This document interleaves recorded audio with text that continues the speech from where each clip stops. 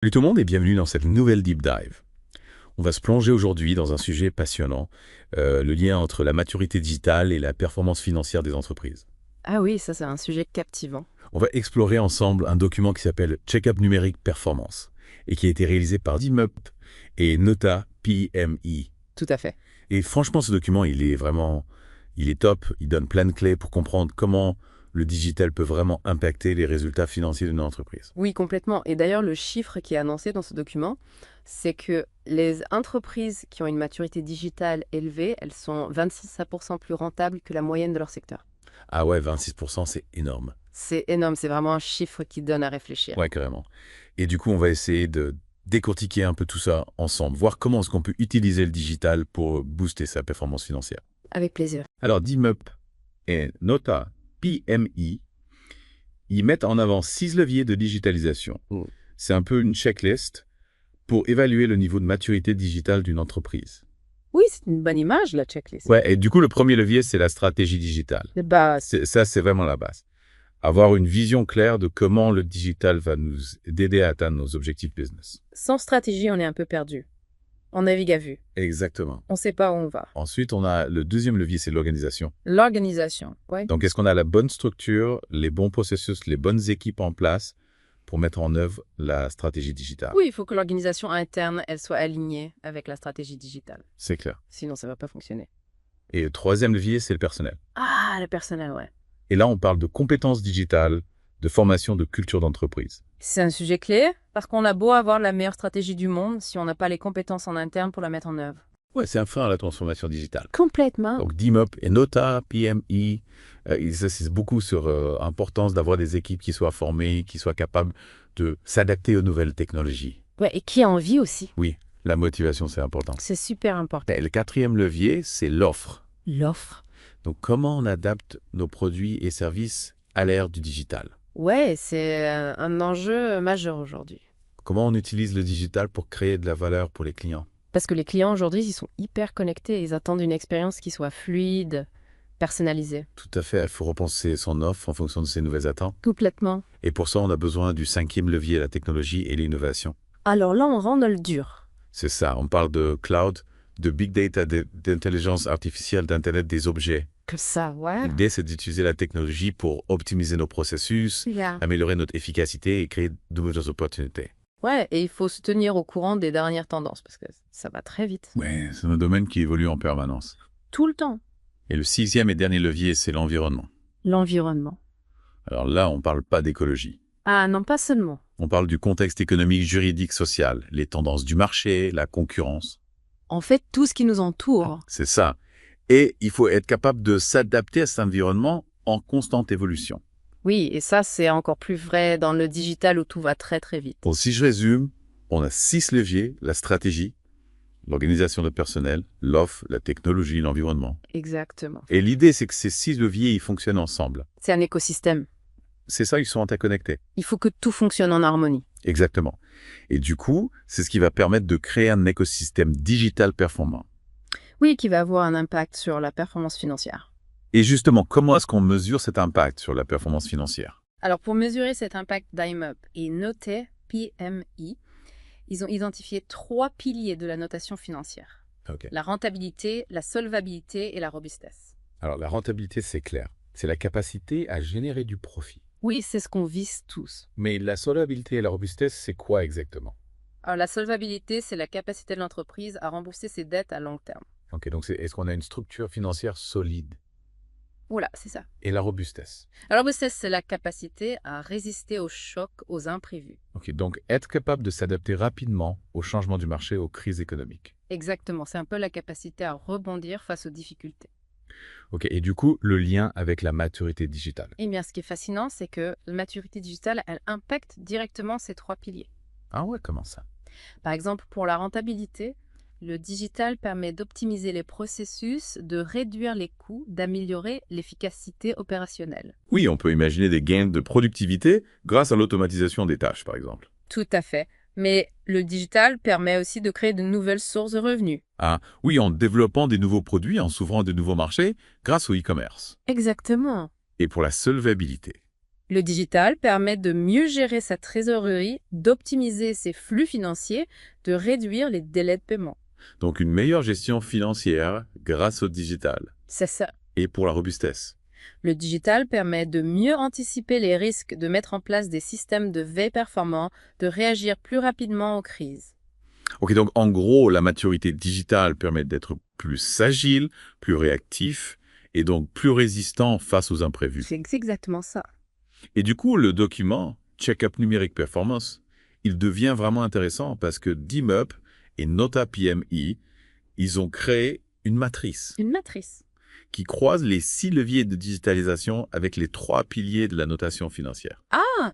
C'est hyper visuel et facile à comprendre. Oui, j'aime bien les matrices. Moi aussi, et ça permet de voir comment chaque levier impacte chaque pilier. Donc, on peut utiliser cette matrice pour identifier les actions prioritaires à mettre en place. C'est ça, par exemple, si on veut améliorer sa rentabilité en travaillant sur la stratégie digitale, on peut se demander, est-ce qu'on a une vision claire de la transformation digitale? Est-ce qu'on a alloué les budgets? Est-ce qu'on a mis en place les bons indicateurs de performance? C'est un outil super pratique pour se poser les bonnes questions. Tout à fait. Yeah. Et définir un plan d'action concret. Ouais, carrément. Et ce qui est génial, c'est que ce document, il est accessible à tous d'IME. Et Nota PMI, ils ont vraiment fait un super travail de vulgarisation. Mais c'est vraiment top. J'ai hâte de voir la suite. On va s'arrêter là pour cette première partie. Oh. On se retrouve très vite pour la suite de notre exploration du check-up numérique performance. D'ici là, n'hésitez pas à réfléchir à votre propre niveau de maturité digitale et aux actions que vous pourriez mettre en place pour booster la performance financière de votre entreprise. À bientôt. On a vu dans la première partie que le digital pouvait vraiment avoir un impact sur la rentabilité, la solvabilité et la robustesse d'une entreprise. C'est clair. Mais comment on mesure concrètement ces progrès? Ouais, c'est une bonne question, ça. Comment on sait qu'on est sur la bonne voie? Eh bien, c'est là que le suivi et l'analyse des données, ils entrent en jeu. Ah, les données. Ouais, DIMUP et Nota PMI, ils insistent beaucoup sur l'importance d'une approche data-driven. Data-driven, c'est un terme qu'on entend partout. Oui, c'est la mode. Mais concrètement, ça veut dire quoi pour une entreprise? En gros, ça veut dire baser ses décisions sur des données concrètes plutôt que sur des intuitions ou des impressions. Ah, ok, donc on se fie aux chiffres. C'est ça, on se fie aux chiffres. Et pour ça, il faut mettre en place des outils de suivi et d'analyse performants. Oui, des tableaux de bord, des indicateurs, clés de performance, tout ça. Tout ça, c'est ça des reporting. Ouais, ça peut faire un peu peur pour une entreprise qui n'a pas l'habitude de travailler avec des données. Je comprends, mais le document, il nous donne des pistes pour s'y retrouver. Ah, c'est bien ça. Il faut choisir des indicateurs qui soient pertinents, adaptés à son activité, à ses objectifs. Oui, on ne va pas se noyer dans des tonnes de données inutiles. C'est ça, on se concentre sur les données qui nous permettent de suivre l'impact de nos actions sur les 3 piliers.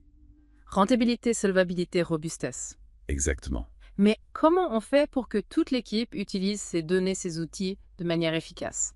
Alors là, c'est la communication interne et la formation qui jouent un rôle crucial. Ah, oui, la communication, c'est important. Il faut expliquer à tous les collaborateurs pourquoi on entreprend cette transformation digitale, quels sont les objectifs et comment chacun peut y contribuer. On ne peut pas juste imposer des nouveaux outils, des nouvelles méthodes de travail comme ça. Non, il faut embarquer toute l'équipe. C'est ça, il faut que tout le monde soit motivé. La transformation digitale, c'est un projet d'entreprise Exactement. qui implique tous les niveaux de l'organisation. Et pour que ce projet soit un succès, il faut que chacun se sente concerné, impliqué, acteur du changement. C'est ça? Justement, dans le document, il y a une grille d'auto-évaluation Ah oui. pour aider les entreprises à faire le point sur leur maturité digitale. Tu peux nous en dire plus? Oui, bien sûr. Alors, cette grille où en est votre entreprise, elle est vraiment bien conçue. Oui. C'est un outil simple et efficace pour identifier les points forts et les points faibles de son organisation en matière de digitalisation. C'est un peu un bilan de santé digitale. Oui, c'est une bonne comparaison. Ok.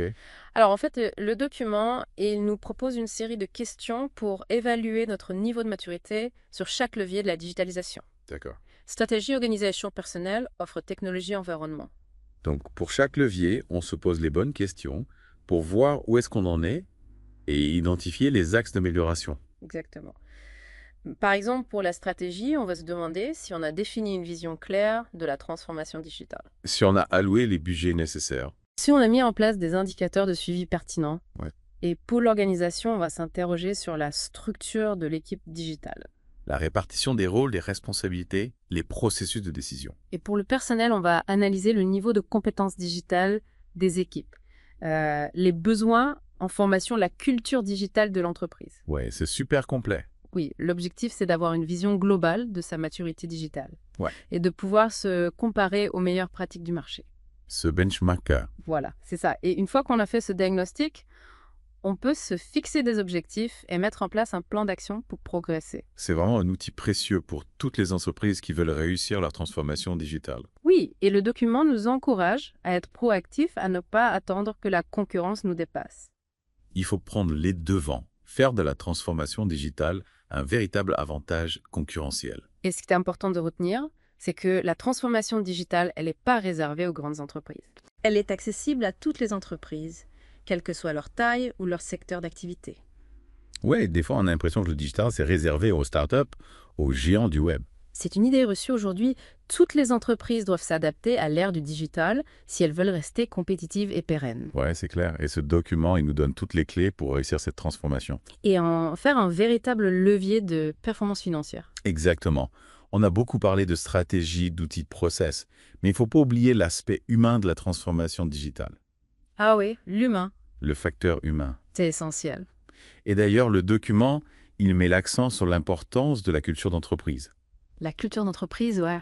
Pour que la transformation digitale soit une réussite, il faut créer un environnement favorable à l'innovation, à l'expérimentation, à la prise de risque. On parle souvent de culture digitale, mais qu'est-ce que ça veut dire concrètement? En gros, c'est un ensemble de valeurs de pratique et de comportement qui encourage l'utilisation du digital comme un levier de performance et de transformation. Ah d'accord. Par exemple, une entreprise avec une forte culture digitale va encourager ses collaborateurs à être proactifs, à proposer de nouvelles idées, à utiliser les outils digitaux pour améliorer leur travail. Donc c'est une question d'état, d'esprit, de mentalité. Exactement, il ne suffit pas de mettre en place des outils digitaux, il faut aussi faire évoluer les mentalités, les habitudes de travail. Ouais, ça prend du temps. Ça prend du temps, de la pédagogie.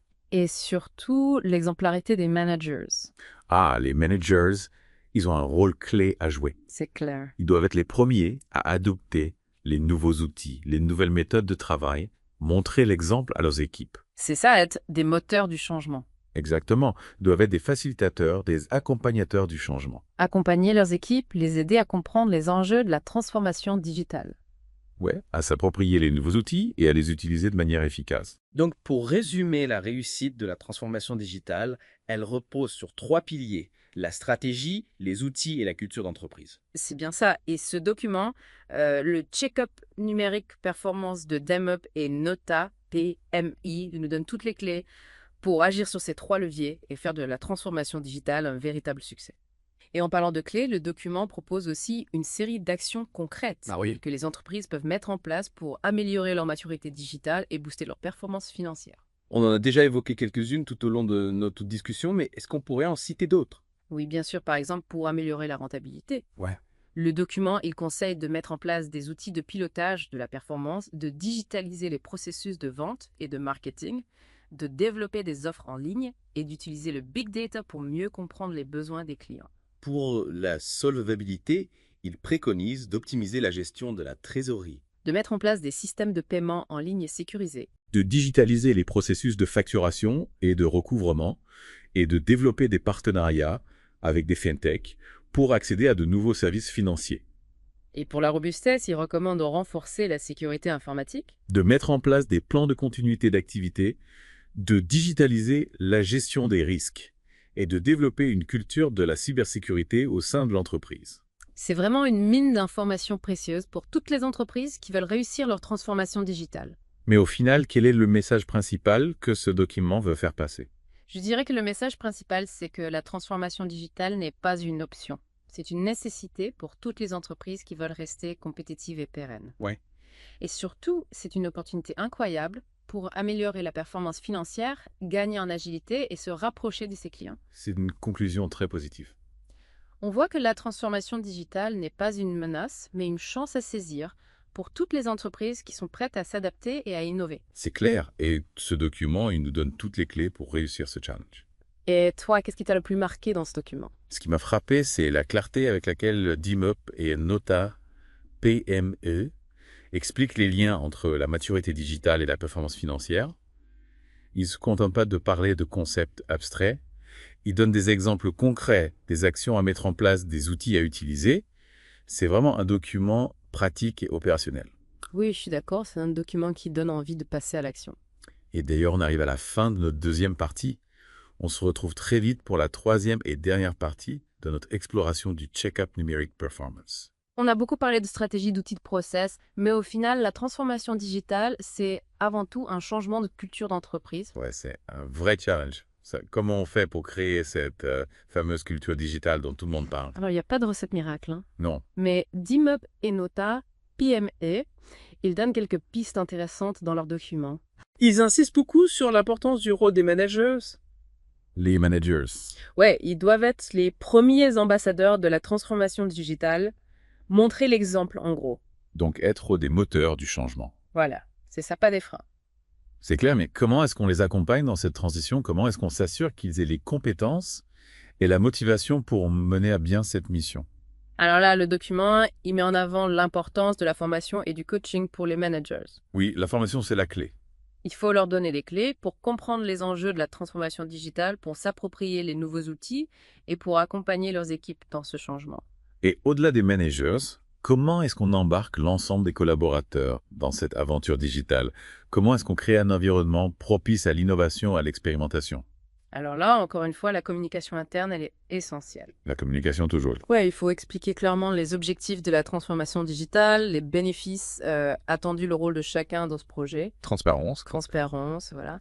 Et puis, créer des espaces de dialogue, d'échange pour permettre aux collaborateurs de partager leurs idées, leurs questions, leurs craintes. Donc on est vraiment sur de la collaboration, de l'intelligence collective, un état d'esprit à développer au sein d'entreprise. Exactement. La transformation digitale, ça ne se décrète pas. Ça se construit avec l'ensemble des collaborateurs. Et c'est là que le document Check-up Numeric Performance, il est vraiment intéressant. Ah oui? Parce qu'il nous donne un cadre de réflexion, des outils d'analyse et des pistes d'action concrètes pour réussir cette transformation. Des pistes d'action concrètes, tu peux nous rappeler quelques exemples? Oui, bien sûr. Par exemple, pour améliorer la rentabilité, on a parlé de l'optimisation des processus de vente grâce au CRM, la mise en place d'une stratégie de marketing digital performante, la création d'une boutique en ligne pour développer les ventes. Pour la solvabilité, il est important de mettre en place des outils de gestion de trésorerie performants. Oui, de digitaliser les processus de facturation, de recouvrement, de sécuriser les paiements en ligne. Et pour la robustesse, renforcer la sécurité informatique, mettre en place des plans de continuité d'activité en cas de crise, former les collaborateurs aux bonnes pratiques de cybersécurité. Il y a vraiment de quoi faire. Plein de choses à faire. Mais au final, quel est le message que DIME, Enota, PME, ils veulent faire passer à travers ce document? Je pense que le message principal, c'est que la transformation digitale, elle n'est pas un luxe réservé aux grandes entreprises ou aux startups.